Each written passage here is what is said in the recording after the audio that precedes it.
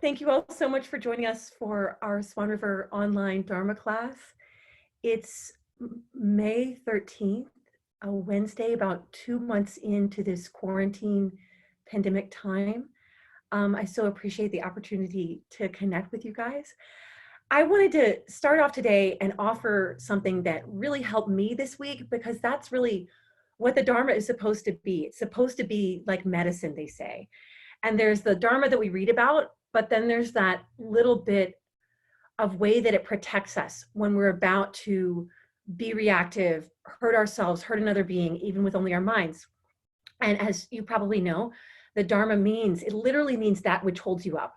So like I'm about to fall apart, like I don't know what to do with this situation. It's like, where's the Dharma?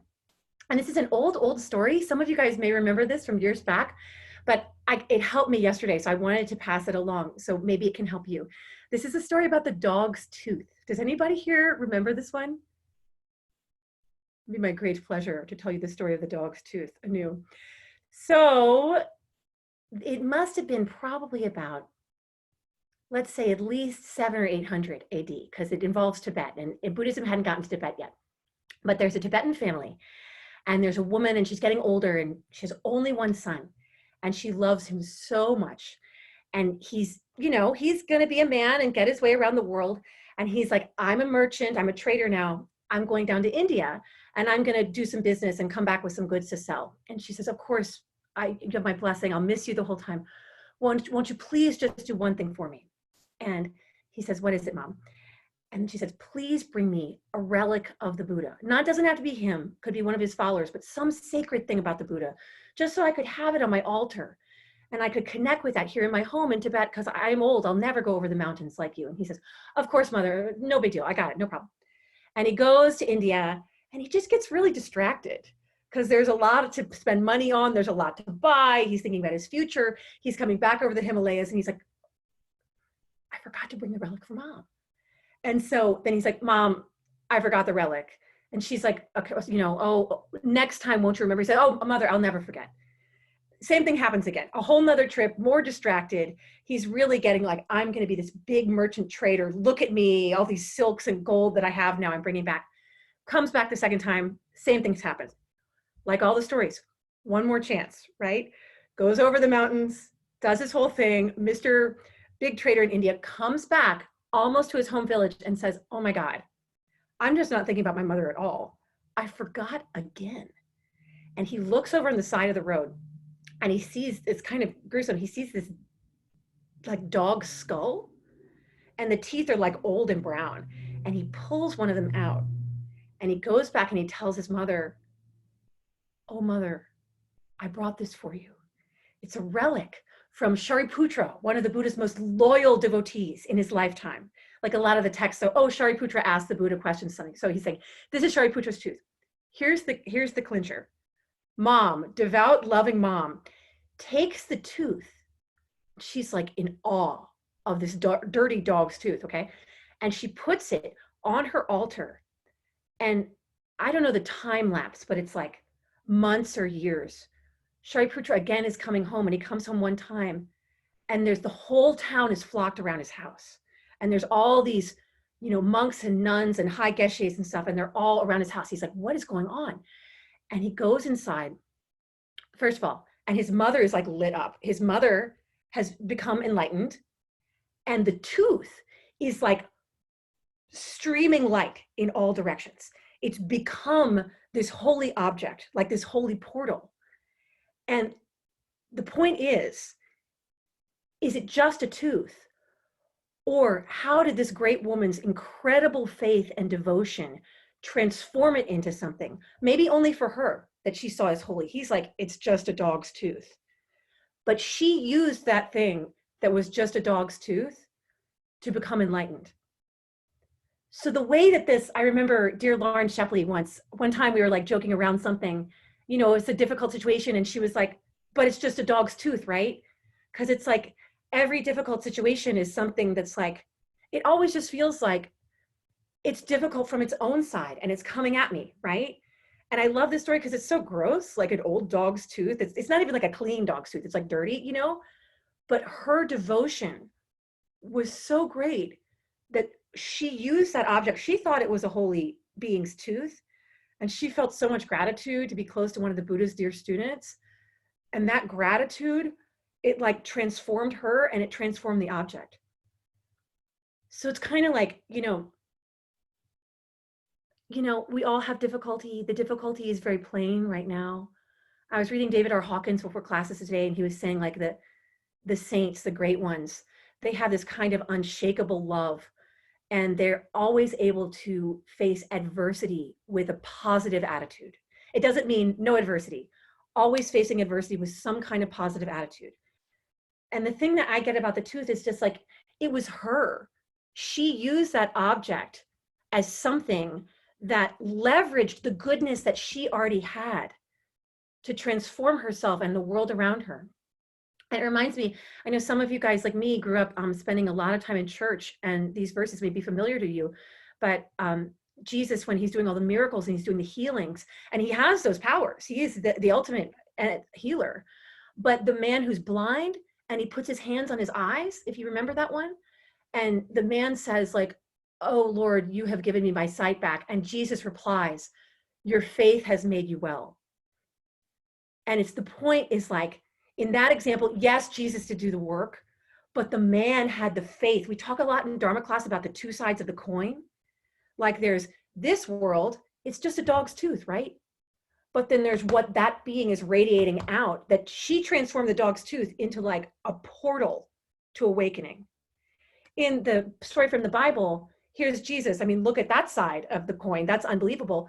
But this man also had his faith on this side that was an activating power, because there were other beings that saw Jesus just as a criminal or a threat. And it was way smaller than any of those examples. But yesterday in my own little mind, I was struggling with something and I was like, gosh, this just feels so difficult from its own side. Hi, Hyan. And I just felt like really kind of, like stuck. And then I was like, it's just a dog's tooth, It doesn't have any fixed nature from its own side. Now, is it easy to always have positive aspect? It's not, I mean, no. I always say, and I love when you got y'all's nods of agreements, we have to start with acknowledging the emotion first and be like, I'm struggling with this. This is difficult. I feel like I shouldn't have to go through this. I feel like this has gone on too long. And then like, once you honor that, one of my teachers says, you don't apply the Dharma first, because then that's like spiritual bypassing. And then you're bearing your feelings. And then we're going to end up getting really weird because they're going to come out later at some point. So you honor the feelings, and then you're like, but what if this whole thing, whatever your situation is, whether it could be an injury, it could be this whole pandemic, it could be, I don't know, it could be some kind of financial problems right now that a lot of beings are facing, which is really scary and stressful.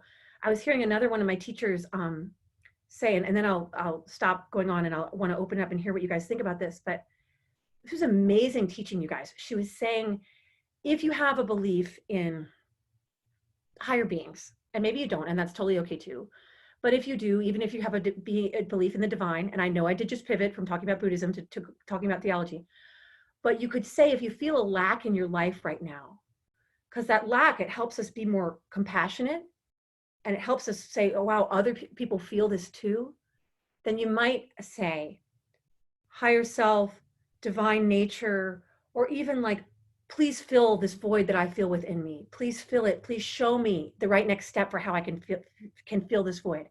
And if you believe, let's say you're really like, Buddhism makes more sense to you than some kind of higher power, I love to be reminded that the reason that in Buddhism all the great beings become teachers is because they didn't believe that someone could reach in and like do it for us. Like if I was like, Lord Buddha, heal my broken heart, he couldn't do it for me. But that what they can do, otherwise, the point is, otherwise they would have done it already, because they do have ultimate compassion and kindness. So if they could, I can hear Lama Marut saying, Carrie, if they coulda, they woulda, it's like, if they could have healed it, they would have done it, right?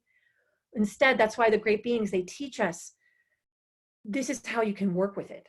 This is how you can work with what you're going through. And this is how you can leverage the little acts that you have every day,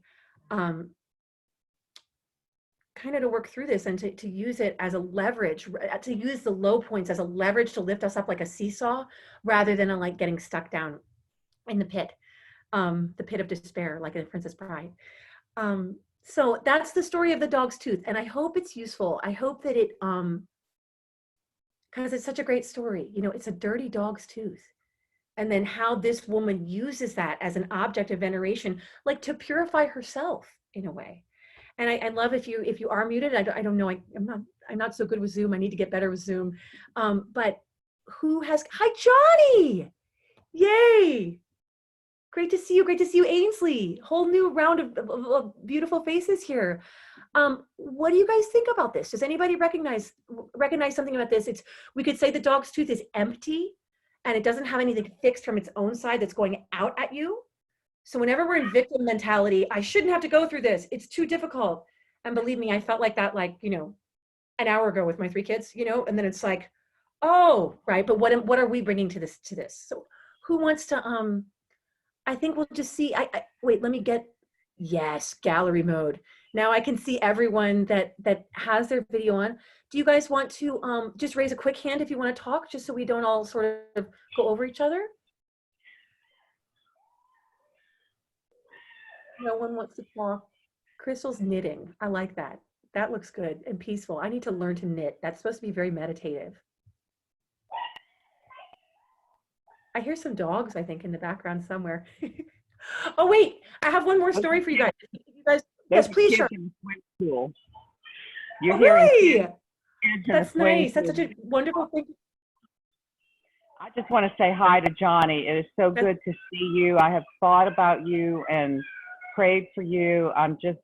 You're a tough, healthy, immune guy. I'm so glad you're back. He's muted. Johnny, love, do you want to unmute? Because we really want to hear you. Yes, unmute. Oh, sorry about that. Yeah. Anyway, feeling much better. I'm on the mend right now. I made it through the wilderness, is what I tried to say. Yeah. God. Okay. Thank you very much. I appreciate the sentiment. I'm glad to see you.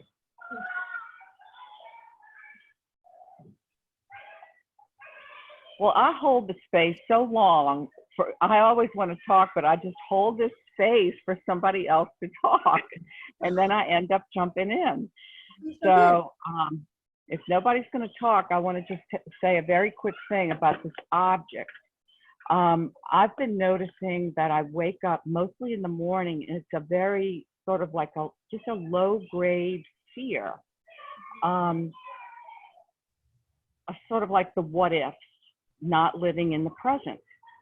And I got up and I said, you know, enough of this. I'm just going to go walk in the park. And I started walking, and there was this very low lying magnolia branch, like at heart level. It was like right in front of me. And the bloom of the magnolia was just, it was so beautiful. And so I picked it and I carried it with me through the rest of the walk.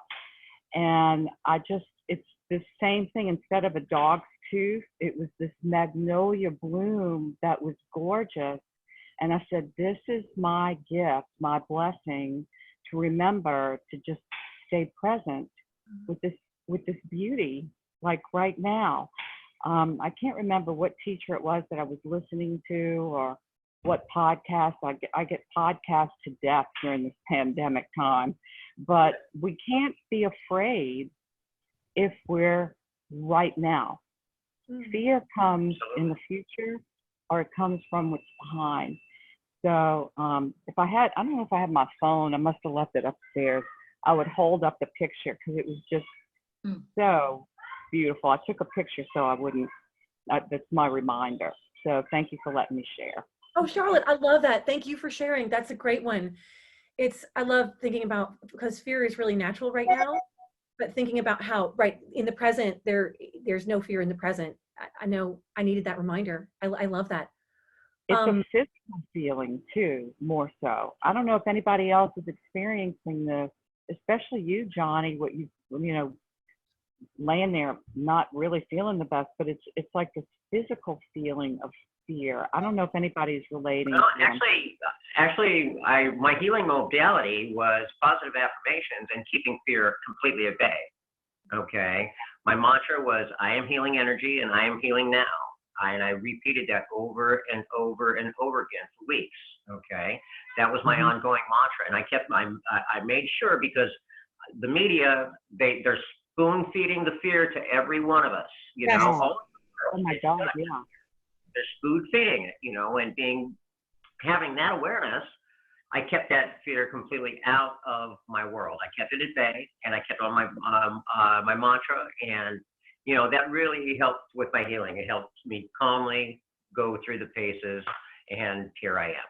So, but keeping that fear at bay, I think, is important for every one of us. We talked about Alan Watts before, likening the moment to being in a boat.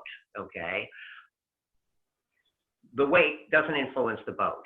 Okay, so whatever's behind you doesn't have to influence right now. You can always see your next step, so you can avoid any trouble that's right ahead of you. You know, so, and that's always given me value too. You know, I don't know if that's all pertinent, but I think that's a beautiful metaphor, Johnny. I've never heard that one before. I love how that refers to the past and like it's behind you and it's not affecting.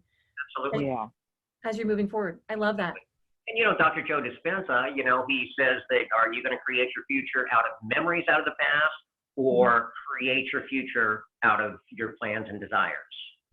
Okay, it's a choice. Okay, and that means the next moment, that means tomorrow, you know. And that's our choice on keeping those fears at bay.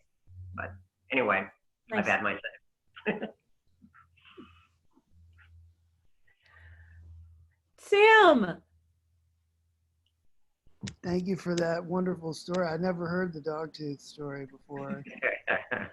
It's interesting that after each trip her son took, she could have gone and got her own dog's tooth at any moment. But it's interesting. She just needed something to focus on, or once she did focus on the one thing, was the magic. And I was thinking about the story of Jesus too, healing the blind.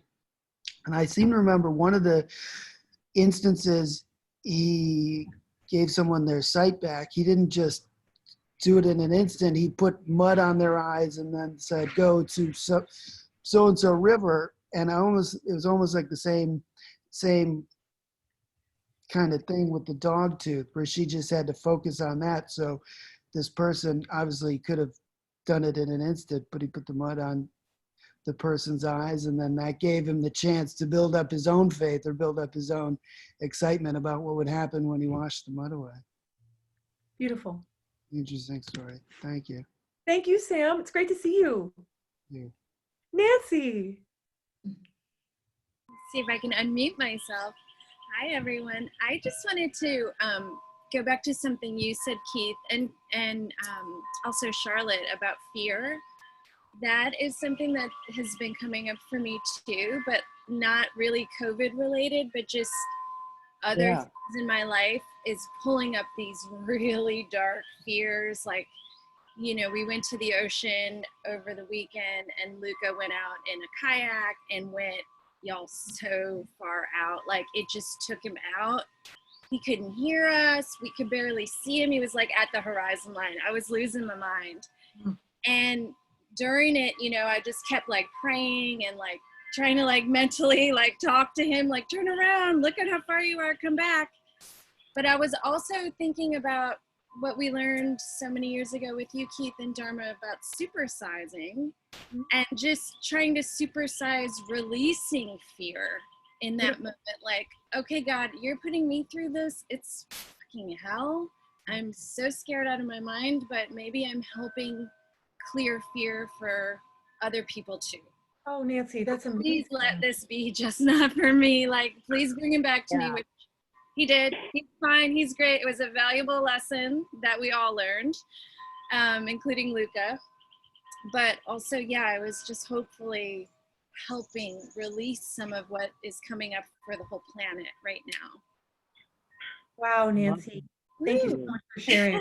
Oh, I'm getting the chills. I mean, that's a real practice. That's the Dharma, right? As medicine, as what holds you up in that moment, and you pivot. I mean, this panic, and to make that like that's incredible, Nancy. Thank you. You're deeply inspiring me.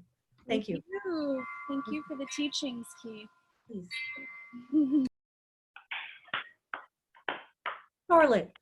If I can just respond to Sam, what you said, it also remembered, you know, a lot of people, I just came from a quick coffee, sitting 6 feet away from a friend of mine, and she was saying, I just sleep so much. I just feel yucky. I'm just falling asleep all the time during the day.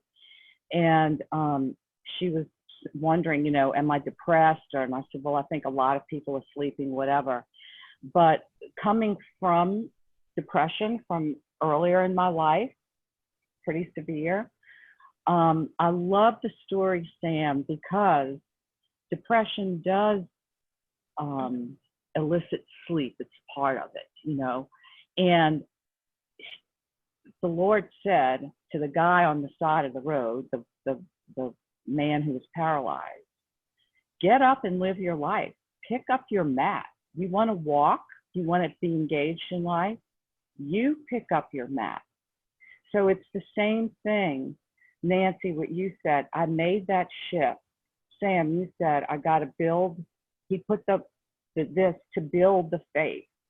And it ultimately comes back to what we have inside to say, okay, this divine light, energy, perfect love can help me decide I'm getting up.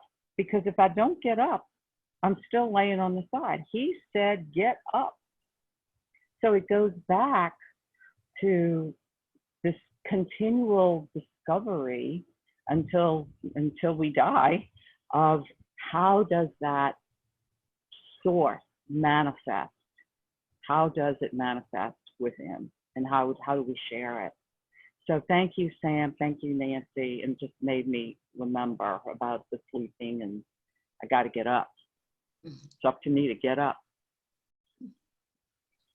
We always have our side, right? We always have our side. And when it feels like it's coming at us, it shouldn't be like this. We forget our side, you know? So thank you guys so much. This is like, we get so much in. It's, I got to hop off the call because we got to let Sarah Bonar teach chakra yoga in 5 minutes.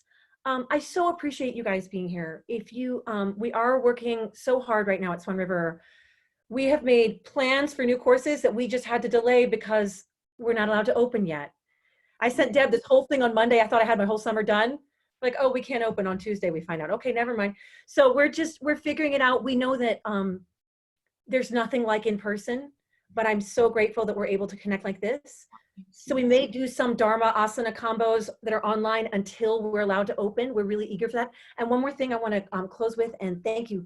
Some of y'all are hearing this for the second time, but amazing with this time. My teacher, T.S. Little, who I've been hoping to get to New Orleans for years, he's incredible. Asana, Dharma, Satya teacher. He's just, you guys are going to love him. We're doing an online workshop on Saturday, June 6th, T.S. Little at Swan River Yoga. And I'm going to co-host it, which I hope will take like 10 seconds of me doing something on Zoom and saying hi. But and then I'm going to let him take it away. But it's all about the spine and the middle way of Buddhism. So I think it's going to be super cool. 2-hour workshop, Saturday, June 6th. Please check it out if you can. And I think that you guys, yeah, I'm just so grateful to stay connected with you through this time. And anytime, if you need to, feel free to email me, keith@swanriveryoga.com. And from Northern Mississippi, put my hands together and say to all of y'all, namaste, be well, peace and blessings until we see each other again soon. Namaste. Namaste. Namaste. Thank you. Namaste. Thank you. Thank you.